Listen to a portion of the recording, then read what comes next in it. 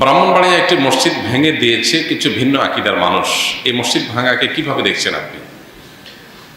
মসজিদ ভাঙা এটা আল্লাহর জমিনে সবচেয়ে গর্হিত, সবচেয়ে জঘন্য অপরাধগুলোর মধ্য থেকে একটা।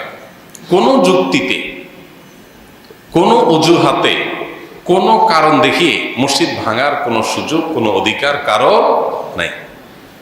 আমরা যখন ভারতে মুসলমানদের মসজিদ ভাঙা নিয়ে প্রতিবাদ করছি, তখন যদি আমাদের দেশে মসজিদ ভাঙে, এটা হবে আমাদের জন্য সবচেয়ে লজ্জাজনক অধ্যায়।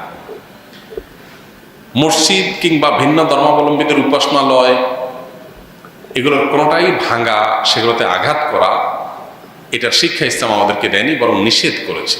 আপনারা অনেকে জানেন, নবী করিম সাল্লাল্লাহু আলাইহি সাল্লাম জিহাদের ময়দানে পর্যন্ত অন্য ধর্মাবলম্বীদের উপাসনালয় পর্যন্ত তিনি আঘাত করতেন না, বরং ইসলামে পরিষ্কারভাবে নিষেধাজ্ঞা রয়েছে অন্য ধর্মাবলম্বীদের উপাসনালয়গুলোকে আঘাত করার ব্যাপারে।